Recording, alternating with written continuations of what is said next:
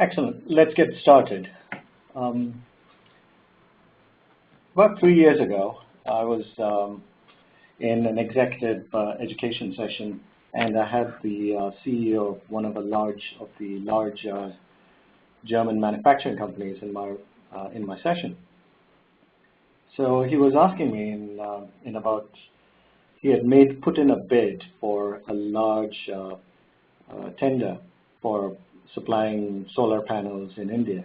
And he was saying everything that he tried in terms of trying to manage whether he could be low cost and effective and still innovative, he still couldn't make it. So he asked me, somewhat, which at that time I thought was quite irritating. He said, how can the Indians be so cheap? Because whatever we try, we are still not able to match the cost and the effectiveness of what the Indians can do in that business.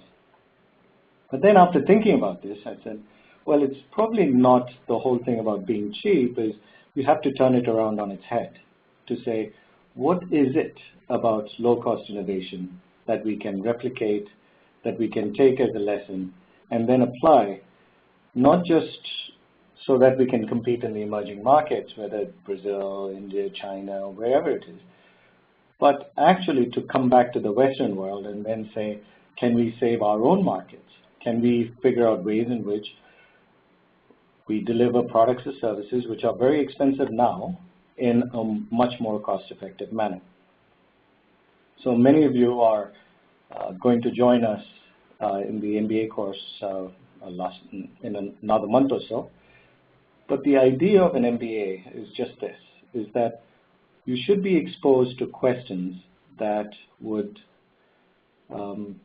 make you think about how is it that I can solve grand challenges or big challenges, and how is it that I can apply my thinking not just in one sector but across sectors, and what is it that I can fundamentally do that I can fundamentally transform a business. So an MBA for me, when I'm thinking about an MBA, is a year out of your life where you really rethink what are some of the big challenges, how can I figure out how to be creative, and how can I get to creative solutions and make an impact in a real tangible way. And if you do this, I think the issues of careers, what will I do after I graduate, what is my next phase in my career, will all seem secondary, because the bigger question is, what difference will I really make? So in that vein, if you look at this presentation, it's a taster of a lecture that I do to say, how can we figure out lower or more effective means of innovating, but at a much lower cost. So let's just get going. I just want to check, given that I've been rambling on, if you can actually hear me. You can do this by, there is an icon, the feedback icon with like a check mark on it. If you could just say yes or no, that'll be fantastic. Perfect. It looks like I've got a few yes marks already. Perfect. Thank you. Now let's get started with the presentation itself. So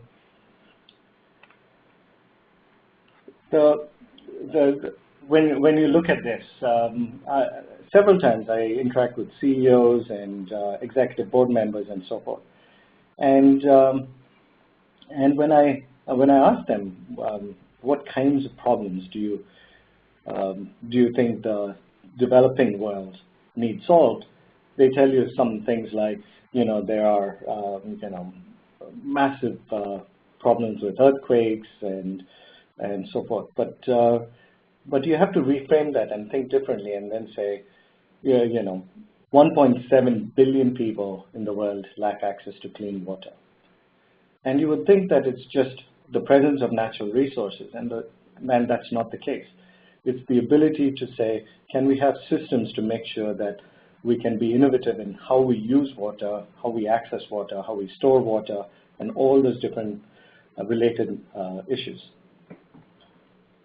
The other thing is most CEOs would think it's not my problem. But if you ask the question, how many homeless people are there in the United States? And there are 700,000 such individuals who sleep rough every night. And so then you start saying that low-cost innovation is not just an emerging market problem, but rather it is an everybody's problem. How can we find out lower cost mechanisms to do it? I was in a conference and there was one fabulous sort of insight that came out. China, over the next 10 years, will put 300 million people from villages to come into their urban population or move from villages to cities. To build housing stock for 300 million people is the equivalent of the entire topsoil of China. So if you want to build houses for the people who want to move into cities, you have to strip the entire topsoil of the country to make it work. So obviously the Chinese are not going to do that. And neither are they going to let the Australians take away everything for the Chinese or anything like that. So the other countries are also going to be quite cautious to say, if you keep growing the way that you do, what would happen to our own natural resources? So in that way, then the Chinese start thinking, how can I figure out innovative ways in which we can replace how our building materials are, or how we use building materials, or how we start thinking about building design. And if this is low cost, then it can rise to the challenge of meeting 300 million people and their requirements over the next 10 years. These are not small numbers. These are very big numbers and very big issues. So to start off on that, I said that we have to have what is called grand challenge thinking. Grand challenges now has become a very common word that is used all over the place. But if you start thinking, where does the word grand challenge come from? I'm just trying to see if anybody who in the audience actually knows where the word grand challenge comes from. If you do, just type in on a feedback form or at the bottom, the Q&A session. Does anybody know? Right? If not, looks like nobody knows the answer to where the grand challenge comes from. But in 1900, a professor called David Hilbert, he's a mathematician.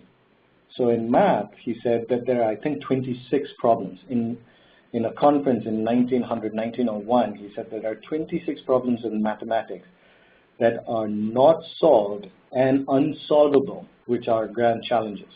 But if we solve those problems, we would solve numerous other applications in engineering and the sciences. Of those, I think 17 have been solved over 110 years. So here's a professor in 1901 saying, here are 26 problems that the world can never solve.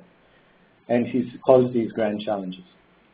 Now the Bill and Melinda Gates Foundation, the United Nations, they've all taken this word of grand challenges and then said, what are some of the grand challenges that face us as a society, and how can we use that thinking to say, can we solve big problems? So the Gates Foundation thinks of grand challenges as solving malaria or tuberculosis, and the United Nations thinks of grand challenges as solving poverty or in terms of increasing the birth rates and so forth, and survival rates among young children. Now, if you apply that thinking of grand challenges and then say, here's an example, a very pretty picture of a laptop. This is a Bentley, made by Bentley, yes, the car manufacturer. So obviously beautiful, very, very design conscious, very nice. But in many ways, it is sort of an ego project, right? Now you start thinking about what is a possible grand challenge is this notion of education and primary school education, where you allow children to cross the proverbial digital divide. And that is the one laptop per child project. Now you've got similar types of projects all over the world. And one such project is the Indian government having what is called the Sakshats, or the or a web-enabled tablet for $35 that allows people or students in villages to be connected to the internet. Clearly, they're not looking at the same functionality as an Ego laptop or the same design, but this notion of how can we solve big challenges with low-cost problems requires grand challenge thinking. Here's another example. This is, of course, the beautiful Aston Martin Signet. Very nice, very cute. Here is the Tata Nano. So I was there when this picture was being taken, and I was there when all this hype was going on the Tata Nano being a car for $2,500. And now you think about this and you say, to deliver a car for $2,500. By the way, now if you've read the recent news, Ratan Tata has come out and said it's not done as well as it should, simply because I think we positioned it wrong. But leaving that aside, if you have to deliver a car for $2,500, which meets the specifications for a good running car and for a particular target market, you have to not just recreate the cost of the car or the materials, but you have to recreate the entire manufacturing system that goes into how this can be done. Right? So low-cost innovation and a grand challenge thinking does not necessarily mean just low cost for the ultimate end product, but it also means low cost for the way we think about the entire system. So to start thinking about grand challenges, what I would encourage students to do is think about opportunities, new ventures, new ideas in their business. That is very radical to say, ask why. So you have to think about, is there purpose in what we do? How can we rethink the goals for the system, just as Tata did for the Nano? How can we design a new system? And would that then be useful to transform action and lives? So apart from grand challenge thinking, the second one is rethinking the object. I'm going to come back after I finish all 6 and then ask you whether you remember all 6. But the idea is, even if you leave the session thinking if you've got 1 or 2 ideas based on these principles of innovation, I think you would have done fabulously well.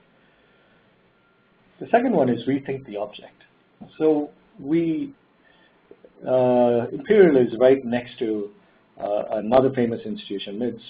Its neighbors are very famous institutions, the Royal College of Art, the Royal College of Music, and so forth. The Royal College of Art, who we have a program with in terms of design, and they input into the Innovation, Entrepreneurship, and Design curriculum, they are always conscious about what the object is. What do we really use something for? And then they also ask this question, what else can we use it for? And why do we use the object in a specific way? So here's this. Is a helmet. It's very nice. It's very trendy among those who are avid bicyclists.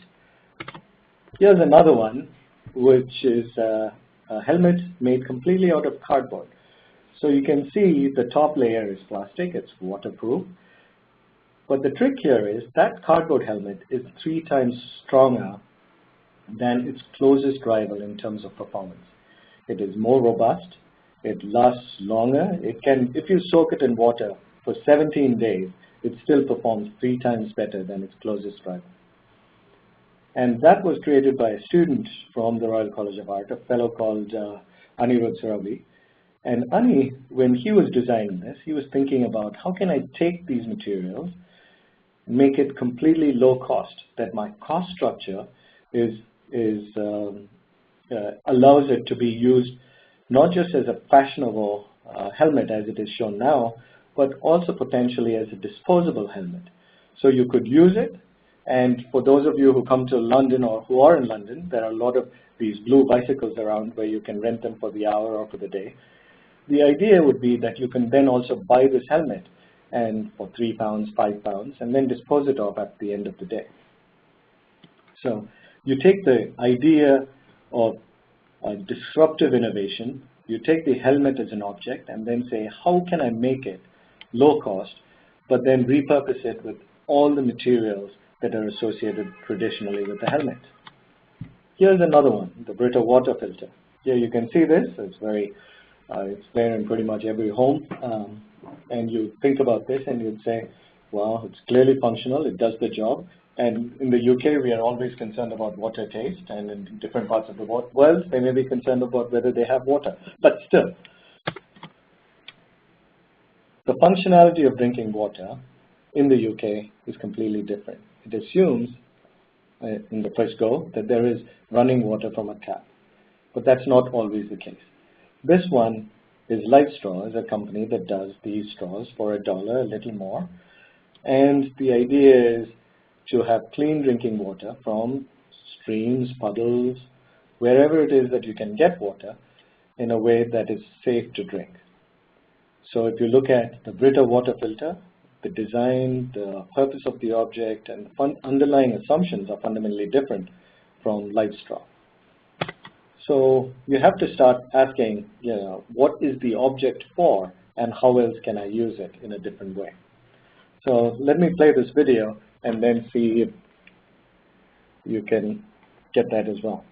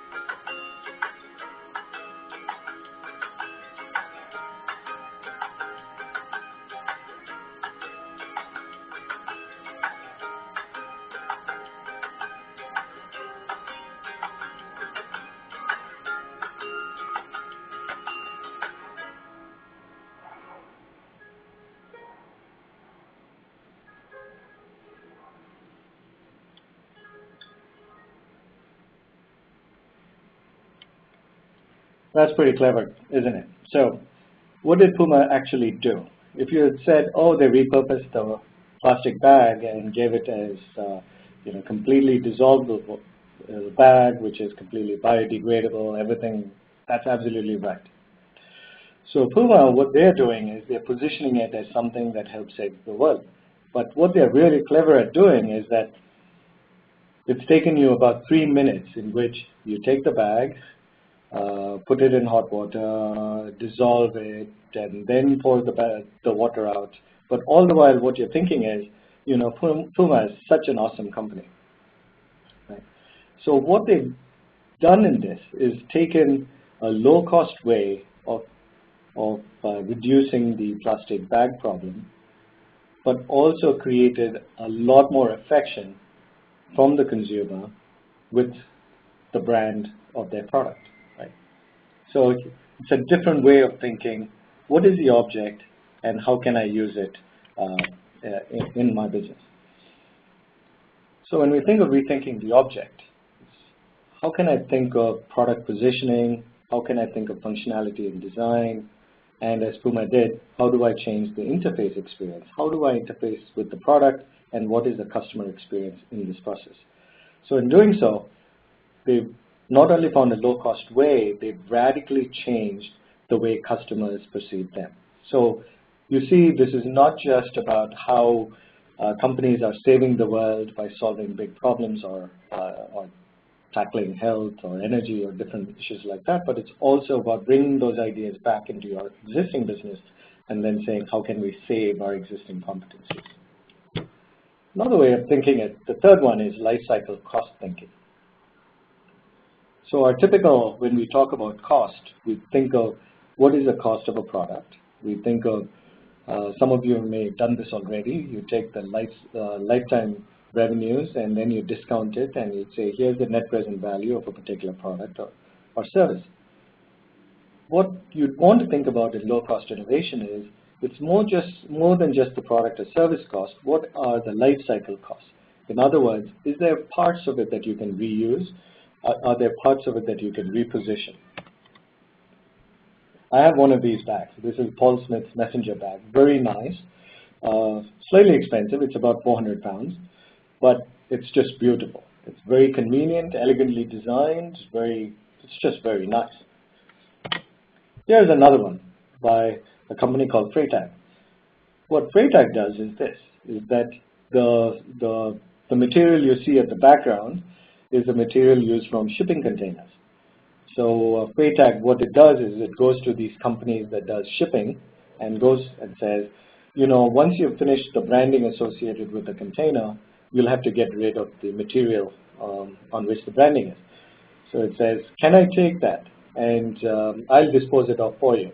So the shipping company pays Freytag to take away that material, which is the sort of the plasticky material. Now Freytag then creates a website and allows you to design a bag, which they then stitch in China based on your design, and then they send it back to you. So what you as a customer would do is you would say, oh, I like that shipping containers material, and you will design a bag, and then that bag will get stitched in a low-cost manner and then get shipped to you. Now, the beauty of this thing is that Freytag is paid for taking away its raw material. So in other words, businesses usually pay for its inputs. In this case, somebody pays Freytag for their inputs. And then you pay them as a customer, pay Freytag for the bag itself. So in other words, Freytag gets paid twice. So for every bag they make, in essence, they make more than 100% profit margin. So that's not just about the business model, which it is, but it's also about thinking about what is the life cycle cost of a particular product.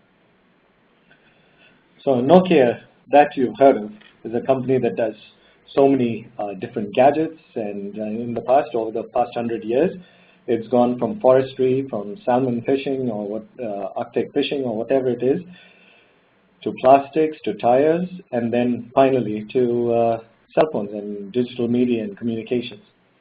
But when you look at Nokia's strategy, it believes in multiple products. It believes in a whole range of handsets, so that caters to every particular customer base requirement.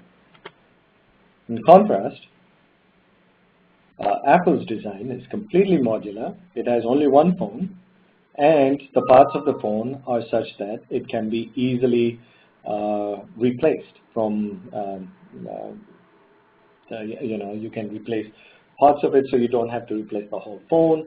And then when you come and return the phone, saying that you no longer need it, they will take those parts, recycle it, and then use it again. So not just that the cost per unit comes down, it is also standardized, it is modular in design, and so it considers what they put in, but also what they take out after you return the phone. So here's another way of thinking life cycle cost, but in a way that is being cheap. So when we think of life cycle cost, you think of recovering costs, you think of business models, you think of reusing materials, and you think of creating customer perceptions of value. So all these go into lowering your overall product cost. The fourth one, principle of innovation, low-cost innovation, is how do you specialize for scope? Every time I talk to these businesses, people say, we need to develop economies of scale. I'm sure you know what economies of scale is. Right? Economies of scale means that the more I produce of a particular product, the cost is defrayed, the fixed cost of is defrayed over many units, and therefore the overall cost comes down. But if you specialize for scope, that means you have to be able to have multiple products, but still bring down the overall cost per unit. So that becomes much more tricky. I was in Hong Kong in March and saw this picture is from one of those cardboard manufacturing companies. So if you look at in China, in Shenzhen, you look at these cardboard manufacturing companies, the machine, the equipment goes for about 300 meters long. Essentially what it does is you put in the raw materials on one side, and the other side you get sheets and sheets of cardboard. Now if I go and say, I want to create something very different, I want to create something unique and small and fewer in number, now they'll have a problem. So if I say I want 100 million units of a particular type of cardboard, that is easier to do for them. Now if I ask them I just need one piece, then they'll say, oh, it's going to be prohibitively expensive. Now that's cardboard. You know what corrugated, how these sheets are. Now a company called Vaspar in Bangalore has figured out another way of doing this. So, one second. I think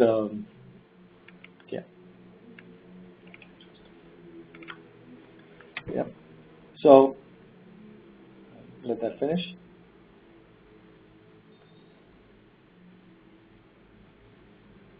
Here is this young lady making cardboard out of paper, and that's pretty much how cardboard is made. So you put sheets of paper together, put glue, then take that, and then put cardboard again. So you understand the principle of how this is done. Now you see this, and then you'd say, that's an interesting way of making cardboard. How does this work in terms of scope? Now, what this company has done is that all the villages around Bangalore, they've gone and sourced these women who are at home, who look for alternative sort of employment and cannot find a job. So instead, when they're at home, they are asked to make cardboard. So the advantage of doing this is that they are much more flexible to doing the number of units that they want to do. So the next question is, if you can have this kind of flexibility, you cannot get scale. So here's this company that has then sort of figured out another way of beating it. So I'm going to cut the sound on this.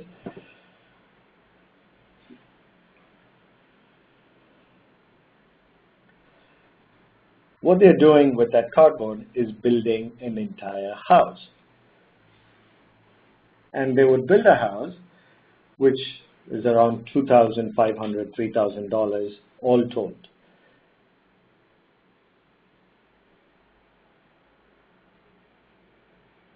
So the windows are made of that cardboard, which is the honeycomb windows. The counters, of course, made of granite, which is very nice because granite counters would be difficult. The door, waterproof wall finish, and the roof as well. And then you have a completed house. There you go. Now, if you look at this house and you'd say, that's fabulous. And now I'm sure there are cynics among you who says, what happens if it rains? It does perfectly well. What happens if the wind blows? Like in Three Little Piglets, if I blow hard, would it fall down? The answer is no. So it still works just fine. Now, if you think of this and you'd say, if I can build houses, and flexibly so, for $3,000, where would I use it? And what they found, the applications are, it's very robust to the context. So now they're using these in disaster relief sites, as well as, where there's places of conflict. And you take this, you can build it in a few days, and you have housing for 8 people for $3,000, which the challenge that the conflict-ridden zones face is not about whether people love the house. People do. The challenge that they face is that people don't want to leave it because the houses they came from were worse off than this house that they built. So you take the simple idea of where a raw material comes from, see what all products you can make out of it, and then make it in a way that includes innovation not just in the product, but also in the way you think about it. So in this case, what they're trying to do is they can flexibly do as many products as possible because the way they collect the raw materials allows them to do so.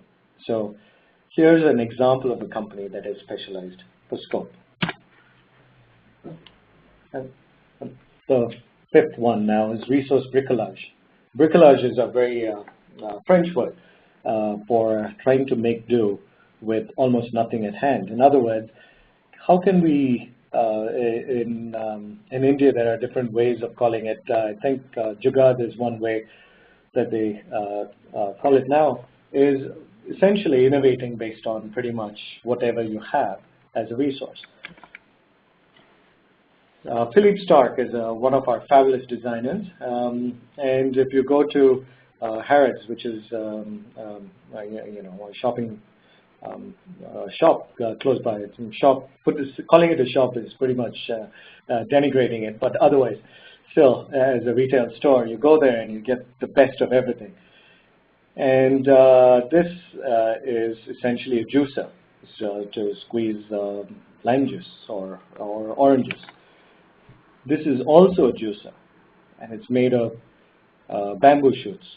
And this was also done by one of our students who was in the Royal College of Art and our Industrial Engineering and Design program. And what they did was they said, well, if this is in this case, this was in Kenya, if the Kenyans actually want to figure out how to make juice of a product which is local, and what they did was they took the material which was available on the side of the road, and then they made it into a juicer in terms of design.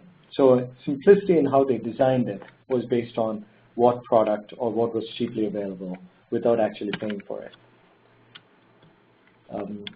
Typical furniture is lovely, it's very nice.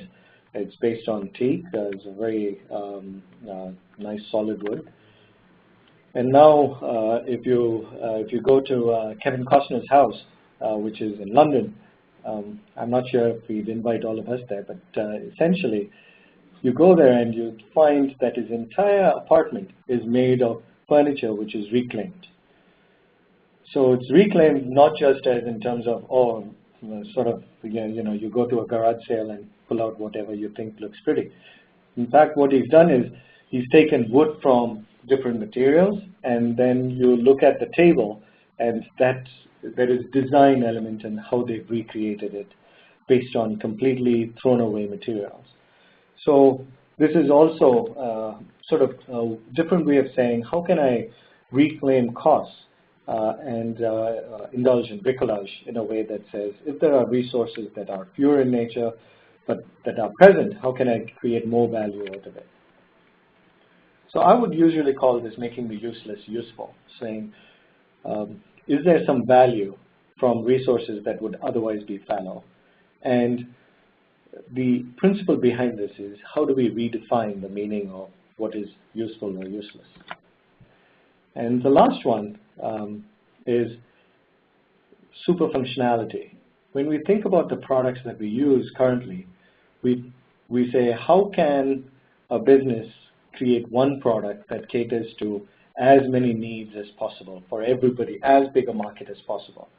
Now, if you reframe that and then say, can we change the underlying assumption of who the target market is, but keep as much functionality as possible, then you'd come up with a different solution. So this is a CT scanner. This is about $3 million, I think, a piece. And Philips, GE, everybody has one of these scanners on the market. Now, this is lovely, but if you've got a machine for $3 million, the first assumption that you're going to make is that not every hospital is going to carry it. And if not everybody is going to carry it, what that also means is you miss what is called the golden hour during what is a stroke, where you're able to treat the patient for better results.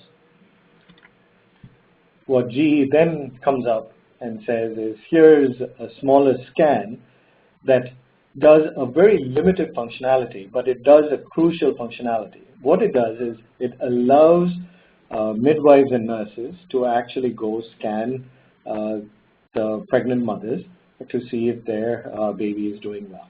So the cost of that is around $15,000. It lowered the cost of a scanner which would be a couple of $100,000 or $300,000 in the hospital, to what is a $15,000 thing, which is mobile.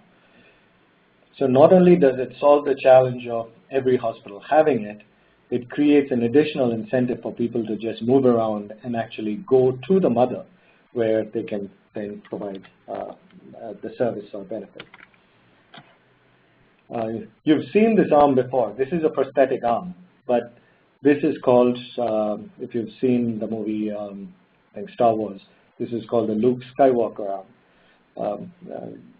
I'm not sure how many of you are Star Wars fans, but essentially Luke Skywalker, the handsome devil that he was, his hand allowed him to do lots of things, including hold, saber fights and so forth.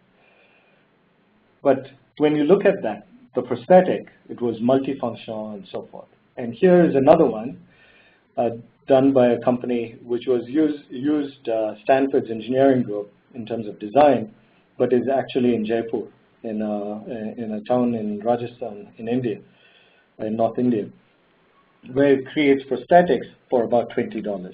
It's no frills, and it's not super functional. So I think it's not able to play the file, so I'll leave it at that. But essentially what you would see in that video is that the individual can take a foot for walking, a foot for climbing coconut trees, and a foot for running. They're all different types of prosthetics. But if it's at $20 a piece, all fitted, then the person coming in can radically change or transform their lives because they are able to use a prosthetic for a particular need rather than have one prosthetic that solves all their problems but is prohibitively expensive. So the DECA arm sells for about $100,000 a piece, while Jaipur foot is about for $20. And right now it's done as a charity, so a person can come in and take it for free and leave within the hour and so forth. Sorry I couldn't play that video, I don't know why, but you can see this video. If you Google YouTube Jaipur foot, you can see this video on YouTube as well. So the idea of super functionality is to say what in a product is essential and then to reduce distraction. So strip away the nice to haves, focus on the core user need, create a niche that isn't really a niche, because if you look at the Jaipur foot, the number of people who are maimed every year due to what we call mines in wars, where you keep these detonation devices, is about 60,000 people annually lose their limb. Now, if you take that as a market and then say, here's a $20 prosthetic that could transform your lives, ending super functionality is one way of doing this. GE was very successful in figuring out how can they take out the big scanner that they have in the hospital and then take a very mobile, low-cost device to the customer itself. That has radically transformed their business. Now, if you bring everything back on innovating on the cheap, then you'd say that there are 6 principles that we've talked about. The first one we started off was grand challenge thinking. Here we say, what are the big problems? So you have to start asking about being radical. What is it? Why do we do what we do? Rethinking the object is repurposing what the object itself is for. Specializing for scope is looking at the economics of a business and then saying, can I change it fundamentally? Instead of scale, can I do something in terms of scope? And we saw the example of the cardboard manufacturing. Incidentally, the same cardboard that Vaspar uses or produces is the one used in the helmet designed by the Royal College of Art student. And that's how I came to know Vaspar as well. So they take this material. So this student of mine had gone to